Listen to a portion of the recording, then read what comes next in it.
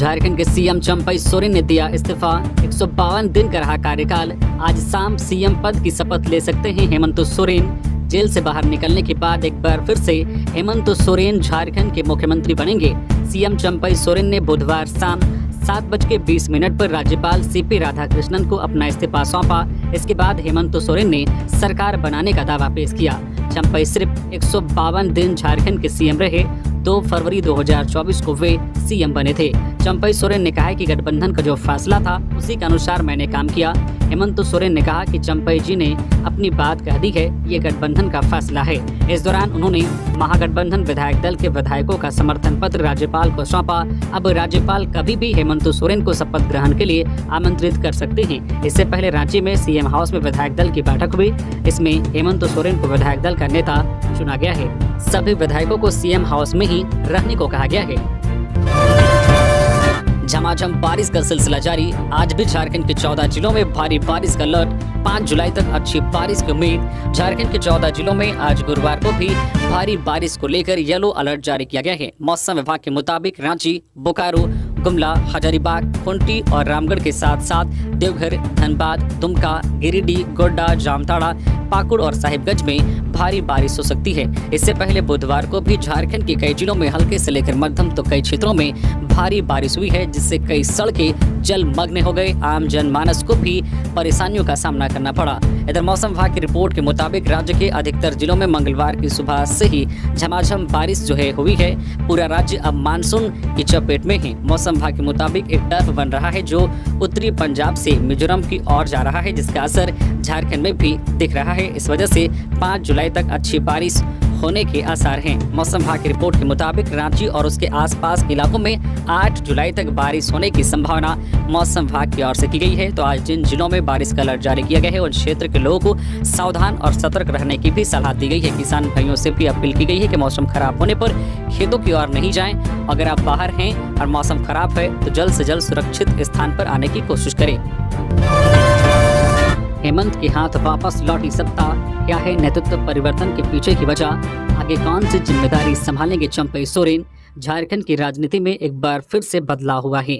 31 जनवरी को हेमंत ने सत्ता चंपई सोरेन के हाथ सौंपी थी। अब 5 महीने बाद 3 जुलाई को हेमंत सोरेन ने एक बार फिर सत्ता अपने हाथ में लिया है। इस सत्ता के बदलाव के पीछे की वजह क्या है? राजनीतिक तौर पर इसका कितना असर पड़ेगा? भविष्य में इसका कितना प्रभाव चुनाव पर पड़ेगा?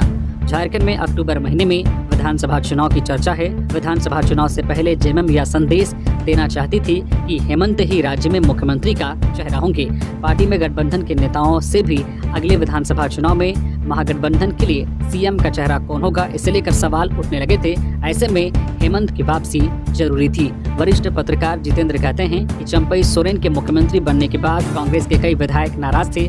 कांग्रेस के नेताओं के कई काम विभाग में अटके थे। गठबंधन दलों की नाराजगी भी इस बदलाव में एक बड़ी वजह है। कांग्रेस यह बदलाव इसलिए भी चाहती थी, विधानसभा चुनाव में कम समय बचे हैं। ऐसे में कांग्रेस विधायकों के क्षेत्र के कई काम अटके हैं। अगर वह काम समय पर पूरे नहीं हुए तो अगले विधानसभा चुनाव में वोट मांगने में परेशानी होगी। हेमंत सोरेन इन वजहों को अच्छी तरह समझते हैं और समय रहते उनके काम पूरे हो जाएंगे। 2 महीने की बात थी हेमंत जी, क्यों वायोवृद्ध चंपई सोरेन को जबरन इस्तीफा दिलाया? अमर बावरी। झारखंड में नेतृत्व परिवर्तन पर अब नेता प्रतिपक्ष अमर बावरी का बयान सामने आया है। अमर बावरी ने वीडियो संदेश में हेमंत सोरेन को संबोधित करते हुए कहा कि 2 महीने की बात थी। आप 2 महीने में चुनाव जीतकर फिर मुख्यमंत्री बन सकते थे। आपने इतने वायोवृद्ध नेता चंपई सोरेन को जबरन सत्ता से बेदखल कर दिया, उनको मजबूर किया, अपमानित करके कि सत्ता छोड़ दे। ये झारखंड की जनता बर्दाश्त नहीं करेगी। अमर बावरी ने कहा है कि सत्ता सुख के लिए सोरेन परिवार कितना दूर जा सकता है। आज का यह प्रकरण उसका बड़ा उदाहरण है। अमर बावरी ने कहा है कि निश्चित रूप से चंपई सोरेन को बेबस किया गया, जोर जबरदस्ती उनको सत्ता से बेदखल कर दिया।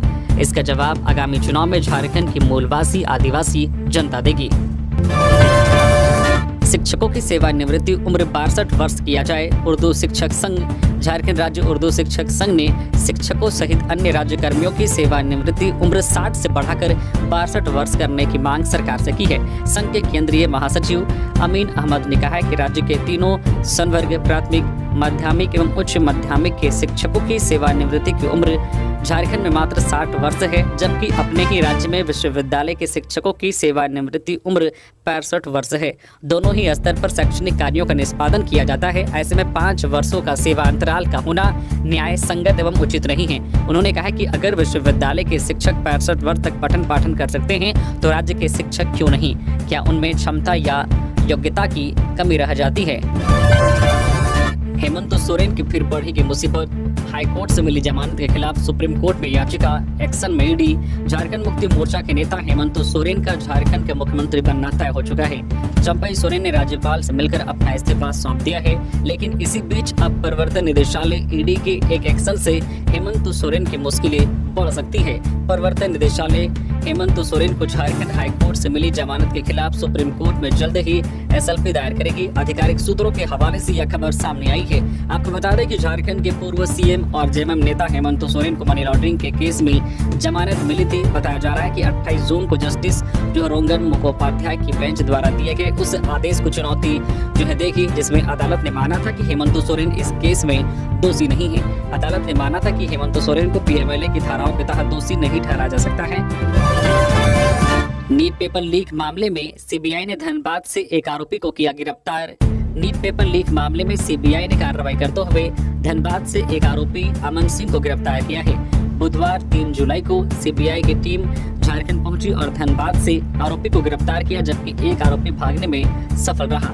नीट पेपर लीक मामले में सीबीआई की ओर से अब तक कुल 4 गिरफ्तारियां हुई हैं। इनमें हजारीबाग से जमालुद्दीन ओएसिस स्कूल के प्रिंसिपल और वाइस प्रिंसिपल को गिरफ्तार किया गया था। धनबाद से सीबीआई की टीम ने अमन सिंह नाम के एक व्यक्ति को गिरफ्तार किया। एक अन्य आरोपी भागने में सफल रहा।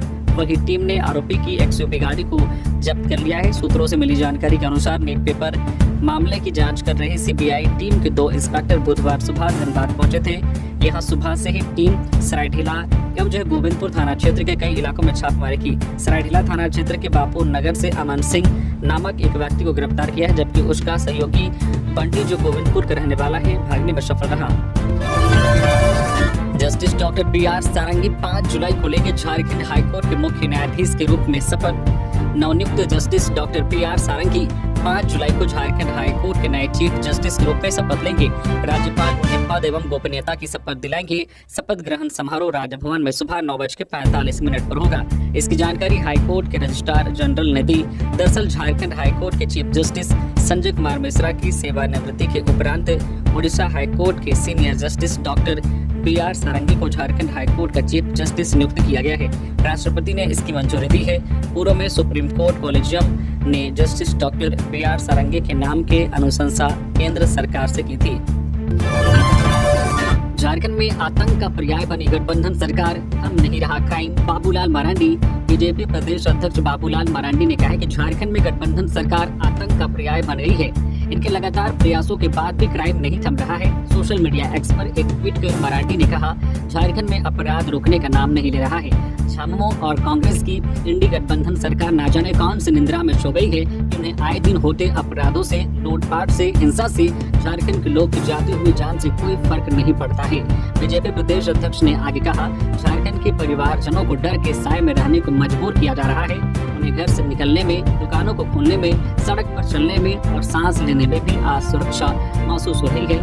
आतंक का पर्याय बन चुकी गठबंधन सरकार लोग की बुनियादी समस्याओं को भी दूर करने में अक्षम साबित हो रही है। जेएसएससी पीजीटी परीक्षा विवाद पर छात्रों का आंदोलन जारी। झारखंड में जेपीएससी के बाद अब जेएसएससी पर सवाल उठने लगे हैं। सीजीएल परीक्षा में पेपर लीक होने के बाद जिस तरह से आयोग द्वारा आयोजित पीजीटी परीक्षा के रिजल्ट पर विवाद गहरा रहा है, उससे कहीं न कहीं आयोग की छवि धूमिल हो रही है।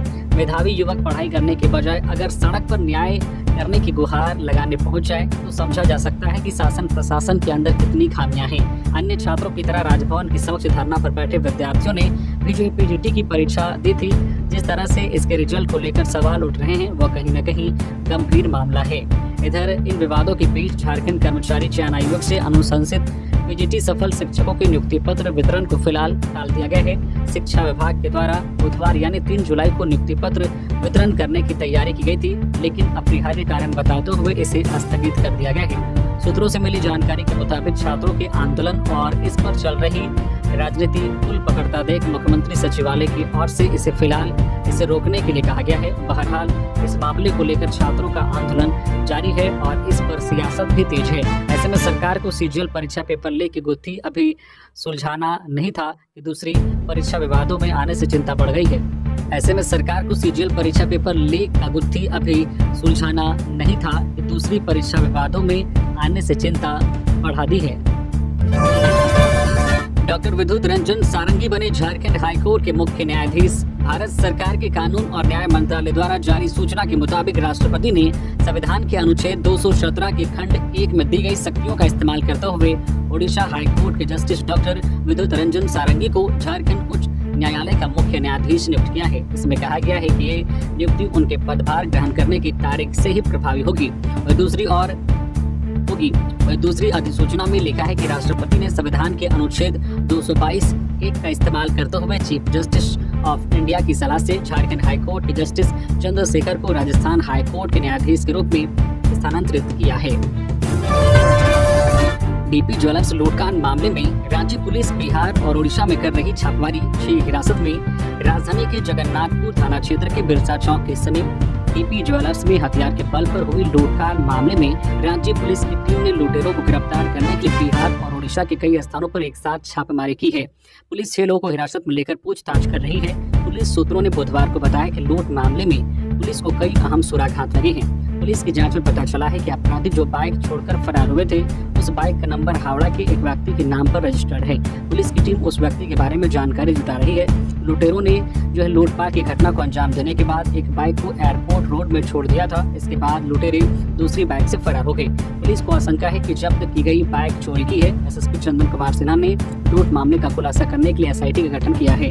उल्लेखनीय है कि बिरसा चौक स्थित डीपी ज्वेलर्स में 28 जून को 4 अपराधी हथियार के बल पर लगभग 1.5 करोड़ के आभूषण लूटकर फरार हो गए थे। इस मामले में संचालक ओम वर्मा के बयान पर जगन्नाथपुर थाने में प्राथमिकी दर्ज की गई थी।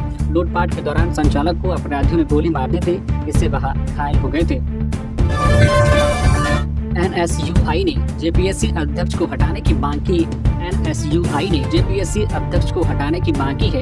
एनएसयूआई रांची जिला अध्यक्ष अमन अहमद ने कहा है कि जेपीएससी मुख्य परीक्षा की कॉपी जांचने के लिए आयोग ने जिन 155 पर्यवेक्षकों को बुलाया गया है, उन्हें पतरातू डैम घुमाना और पिकनिक मनाना उचित नहीं है। इससे जेपीएससी की ओर से आयोजित मुख्य परीक्षा की गोपनीयता पर सवाल खड़े हो गए हैं। राज्य सरकार से मांग की है कि जेपीएससी अध्यक्ष को पद से हटाया जाए और पर्यवेक्षकों के पूरे पैनल का संशोधन किया जाए। इसके बाद ही मुख्य परीक्षा की उत्तर पुस्तिकाओं की जांच कराई जाए। चंपई सोरेन को मुख्यमंत्री पद से हटाया जाना अत्यंत दुखद। हिमंता बिस्वा शर्मा। हेमंत सोरेन के मुख्यमंत्री बनाए जाने पर असम के मुख्यमंत्री एवं झारखंड विधानसभा चुनाव के सह प्रभारी डॉक्टर हिमंता बिस्वा शर्मा ने कहा कि झारखंड में जेएमएम एवं कांग्रेस पार्टी द्वारा एक वरिष्ठ आदिवासी नेता को मुख्यमंत्री पद से हटाया जाना अत्यंत दुखद है। मुझे यकीन है कि झारखंड की जनता इस फैसले की निंदा करेगी और इसे दृढ़ता से खारिज करेगी। वही नेता प्रतिपक्ष झारखंड विधानसभा अमर कुमार वावरे ने अपने एक्स पर लिखा कि चंपई सोरेन जैसे वरिष्ठ नेता के साथ सोरेन परिवार का यह व्यवहार बहुत शर्मनाक और निंदनीय है। अब झारखंड के चुनाव में कुछ महीने ही बचे हैं, लेकिन सोरेन परिवार को सत्ता की ऐसी बेकरारी है कि वे इससे एक दिन भी दूर नहीं रह सकते हैं। भ्रष्टाचार, बेरोजगारी और पलायन राज्य सरकार की उपलब्धि। आजसू पार्टी के हल्ला बोल कार्यक्रम के 7वें दिन नेताओं ने कहा कि भ्रष्टाचार, बेरोजगारी और पलायन राज्य सरकार की उपलब्धि है।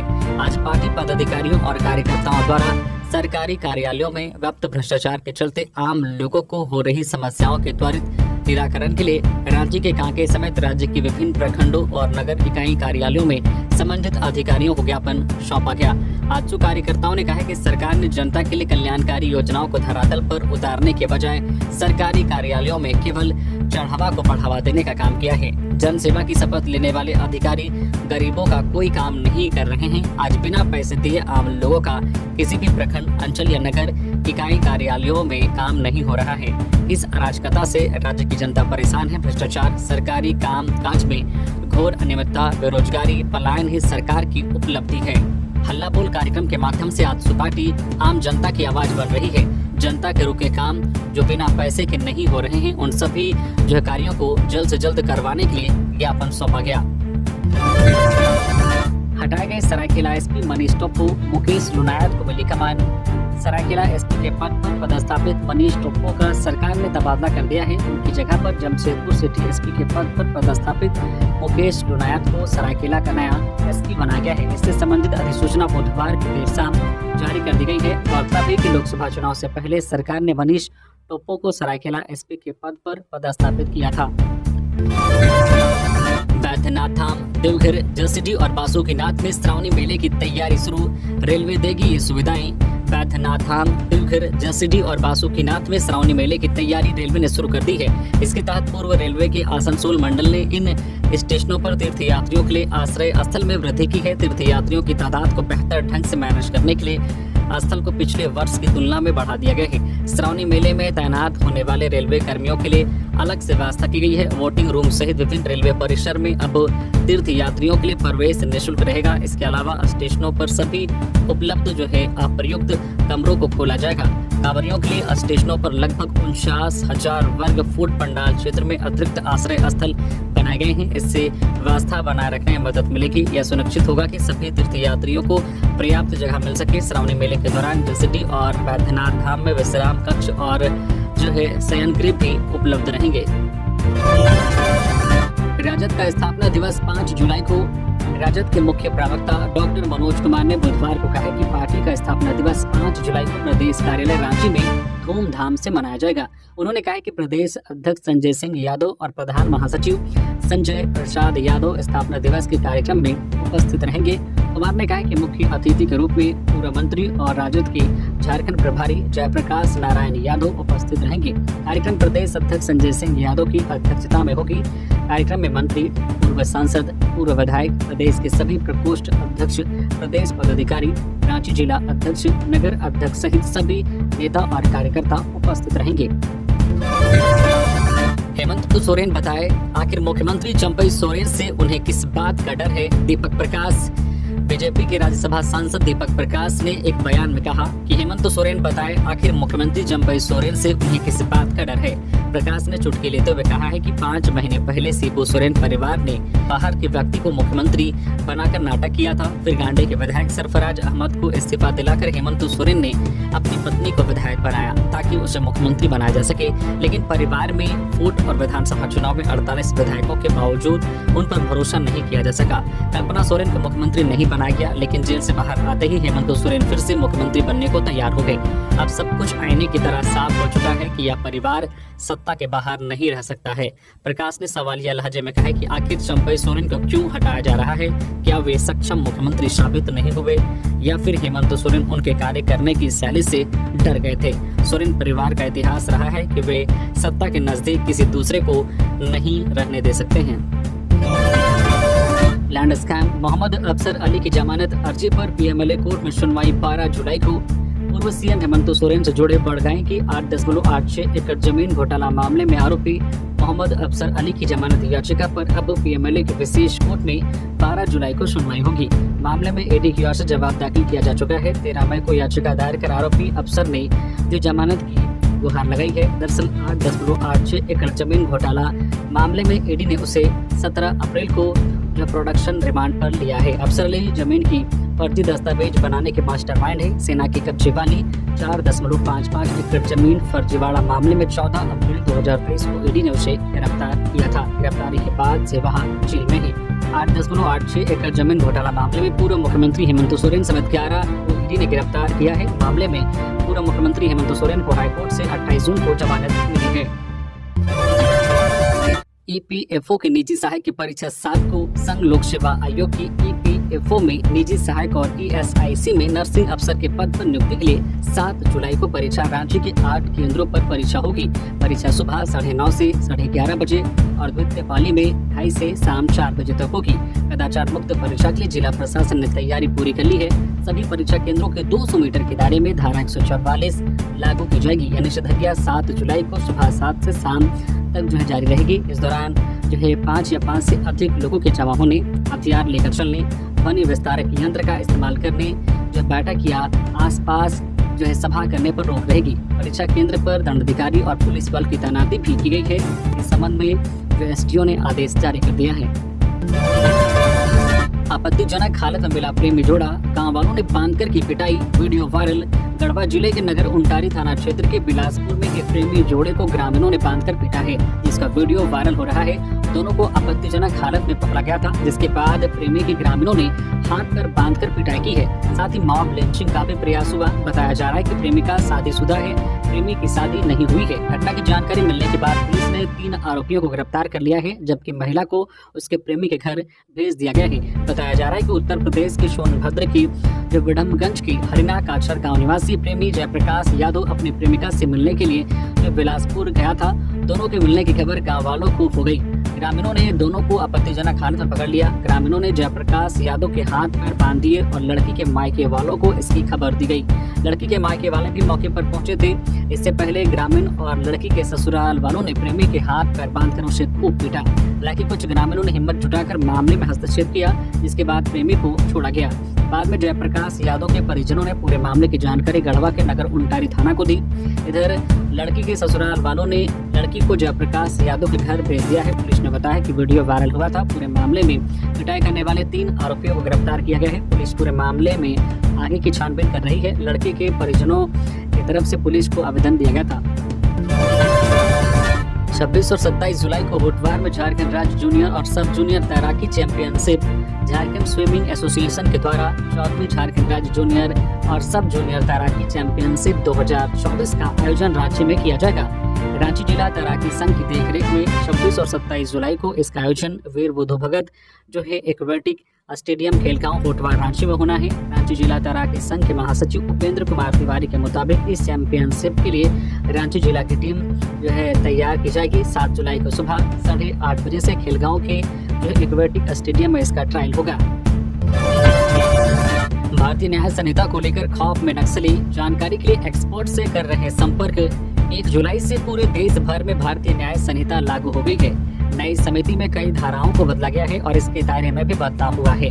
भारतीय न्याय संहिता लागू होने के बाद नक्सली संगठन खौफ में हैं और इसके बारे में जानकारी इकट्ठा कर रहे हैं। प्रतिबंधित नक्सली संगठन भाकपा माओवादी के टॉप कमांडर नए कानून के बारे में जानकारी लेने के लिए कई एक्सपर्ट से संपर्क किया है। माओवादियों के टॉप कमांडरों ने छत्तीसगढ़ और दक्षिण भारत के नक्सलियों से इस बारे में जानकारी मांगी है। माओवादियों के इस कदम की भनक विभिन्न सुरक्षा एजेंसियों को भी मिली है, जिसके बाद हाई अलर्ट भी जारी किया गया है। सुरक्षा एजेंसियों ने नक्सलियों से जुड़े कई नेटवर्क पर निगरानी को बढ़ाया है। सारंडा और बूढ़ा पहाड़ से जुड़े टॉप कमांडर नए कानून के बारे में अध्ययन करना चाहते हैं। केंद्रीय भारी उद्योग मंत्री से मिले संजय सेठ। एचईसी रांची के पुनरुद्धार और अन्य समस्याओं के समाधान पर हुई सकारात्मक बातचीत। केंद्रीय रक्षा राज्य मंत्री संजय सेठ बुधवार को नई दिल्ली में केंद्र सरकार में भारी उद्योग मंत्री एचडी कुमारस्वामी से मुलाकात किया। दोनों केंद्रीय मंत्रियों के बीच एचईसी रांची के पुनरुद्धार और अन्य समस्याओं के समाधान पर सकारात्मक बातचीत हुई। चक्रधरपुर में बैंक से पेंशन का पैसा निकालकर लौट रही बुजुर्ग महिला से दिन दहाड़े छिनताई।